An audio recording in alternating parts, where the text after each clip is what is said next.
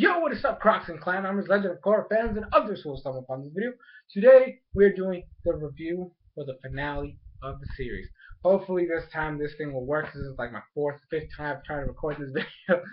But we're still going to keep the hype because I don't want you guys to miss that. So, we're going to start. I'm going to try to cut it short because, not really cut the video short, but there's too much that happened in these two episodes to the point where it would take me too long to review it in my normal fashion. So I'm gonna try to not do that this time. I'm just gonna try to hit all the specific points that I want to talk to you guys about. Now, for me personally, this finale was kind of like a roller coaster. Like it had its good start, it has its high points and its low points and its weird points, which I don't know how weird points would even fit on a roller coaster, but we're gonna go with it because that's just how we roll. We roll in the weird section of the roller coaster. So so basically, during this whole arc or this whole finale, we start off with the exchange, Korra for the Airbenders. That's what basically what we ended off in the last episode. And so like Suyin comes up with this sneaky plan. Like she's a very sneaky lady. She comes in and is like, okay, Korra, you're gonna go to here, and then us, the Metalbenders, along with your father and obviously Lin, we're gonna scale the mountain, and we're gonna be there just in case anything goes wrong. And then that way we can kind of like take you as well as the Airbenders.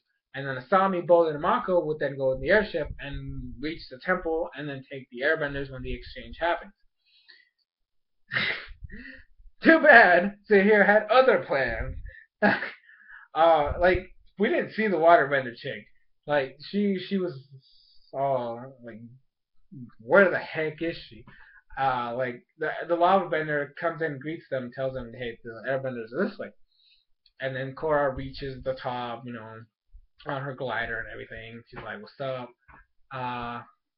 And Zahir's like, drop the staff, drop your stuff, and come here peacefully. And she had basically had to wait till Mako gave the okay that hey, the airbenders are here. He gave her the okay. Airbenders are here. Tenzin's over there dead, not really dead, but he's close to dying.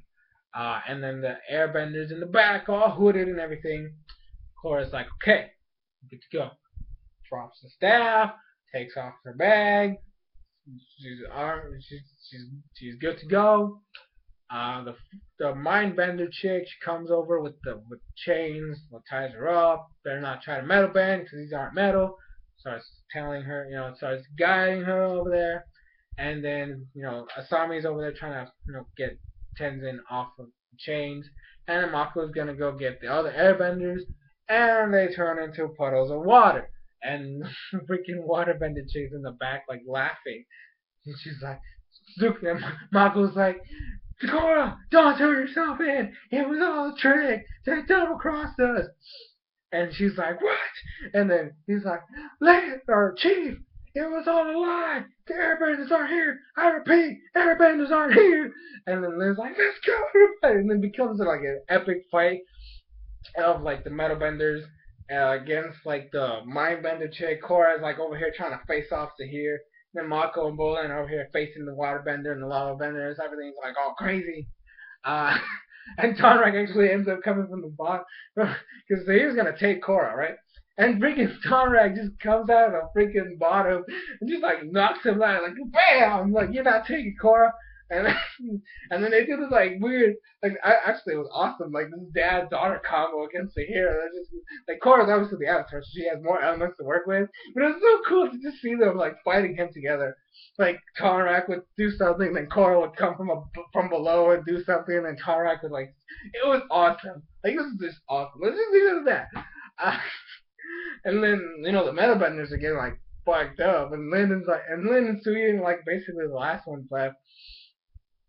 And then over here, they can't do much because small area. They're all compressed, and it's a really bad matchup. And so the waterbender chick's like, "Hey, just get it over with." And he's like, "Fine," and like burns down the whole place. Basically burns down the whole place. And he makes a lava bend, and like everything starts crumbling down. And so they have to like escape through the back. And then Lynn does. It's the stupidest thing. Lynn basically like acts as a decoy, but she's not really a decoy because she's still fighting. It was yeah, I guess that's still considered a decoy. Excuse me. Even if you continue to fight, you're still distracting the opponent.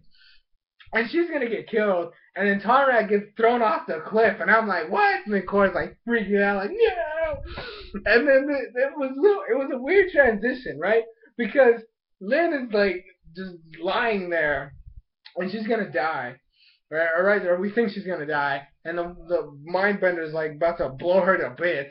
And all of a sudden, Suyin like takes off her chest plate and just like throws it, and like it closes around her head.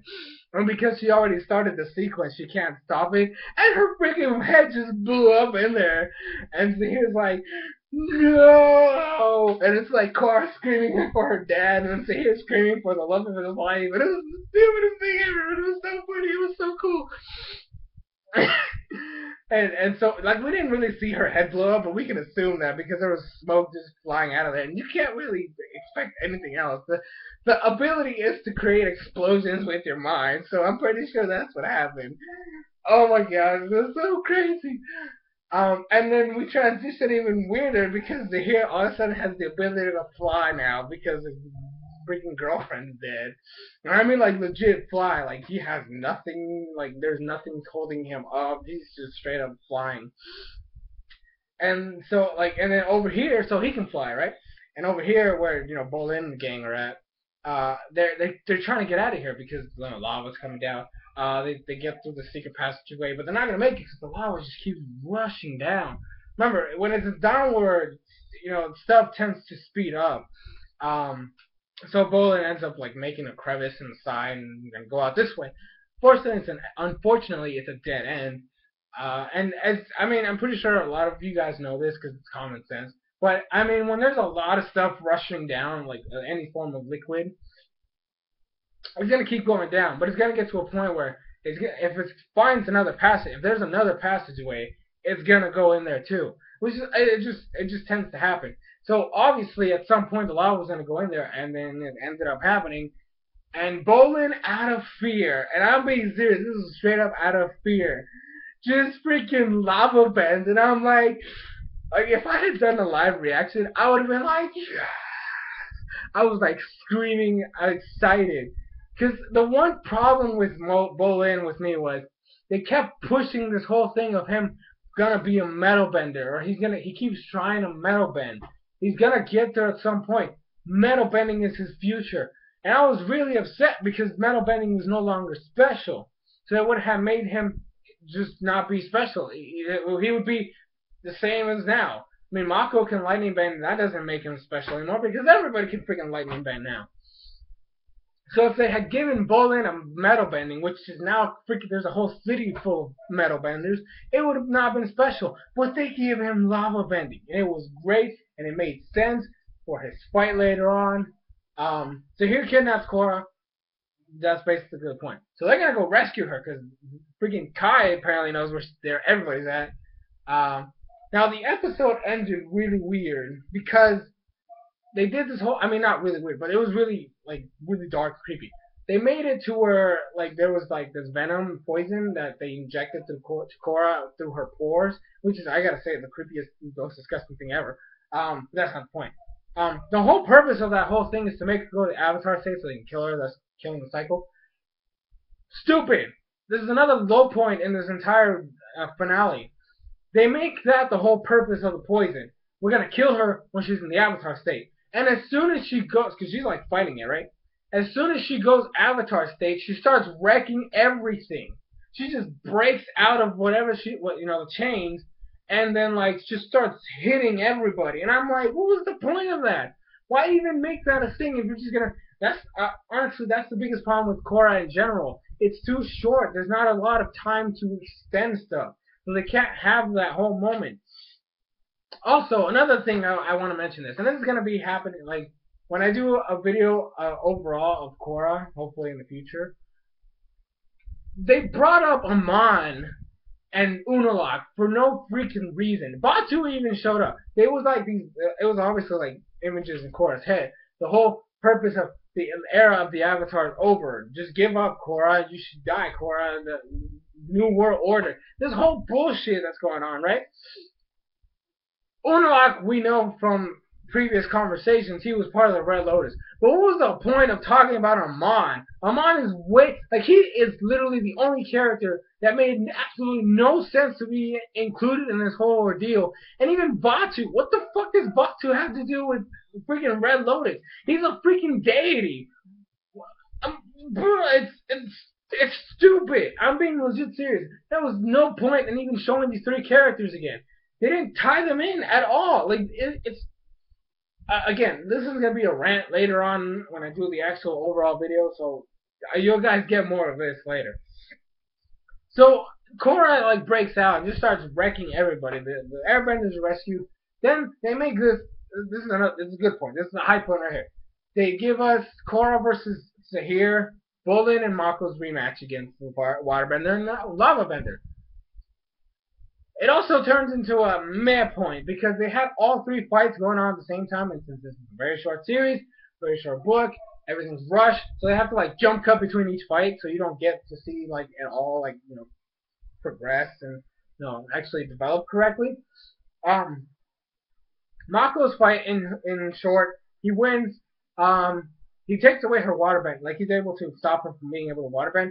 She jumps into a crevice. Mako jumps in afterwards. She turns to a tentacle rape monster, and Mako, dodging his skills, help him go to like these rock formations and lightning bend. He basically killed her. She's just dead.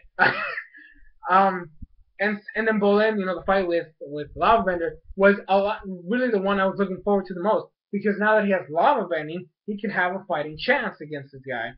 And even the guy was all excited because he's another lava bender. Yes, this is gonna be even better than before. And they start fighting, and it's amazing. That was like the fight that I was really looking forward to the most. And because same elements and stuff, kind of thing. They're going like crazy, just lava bending, earth bending, doing everything, right? It's amazing. And it gets ruined. And I'm being serious. It turns from one of the most hyped up things for me to the worst fight out of the three. The thing with Bolin is they try to build him up sometimes, and they just throw him down to the ground. He gets lava bending. The only except for the mind fire bending thing, is the only rare ability left out of everything else. And they completely mess it up by having Mako show up and help him defeat the lava bender, which they don't even do because he ends up committing suicide. Oh my gosh, why the heck did you do this? Bolin, I want to like Bolin, but every time you give him a reason to, you just knock him back down and say, you're not good enough. Stay down there. You're the worst member of the team. Why the fuck is that a thing? I'm sorry. Like I said, rant will come later. But Jesus, why? And the fight with Korra was cool. I did like it. It gave us the kind of like a feel of Aang versus Ozai, because it was like midair, stuff was like being thrown all over the place. She kept using all the elements and stuff, and then it just dropped again. Mako's fight is the only one that got a good ending, because she fell down because the poison for some reason now starts affecting her for reals. And so she can't fight anymore, and just Zahir's just going to town on her, just beating her up. But there was one good thing about that whole scenario, and that is Jinora. Now Jinora, the only really child I don't care about anymore is Iki, because she doesn't really have a purpose. Milo's a funny guy. Jinora is just the cool child. She comes up with a plan to get all the airbenders together and make a fucking tornado. And because of that tornado, they ended up beating Zahir. So that was just the high point right there. And then the weird ending. I'm being serious. This is the weirdest thing to do. They give. This is a good, and then it turns weird. Jinora gets to be a full-fledged airbender by getting her tattoos. And they end the series with Korra shedding a tear in her wheelchair after Tenzin gives a speech about how they're gonna protect the world while Korra is out of commission. But anyways, that's it for this video. Thank you guys so much for watching. Leave a comment down below what you think of book 3. and I will catch you guys next time.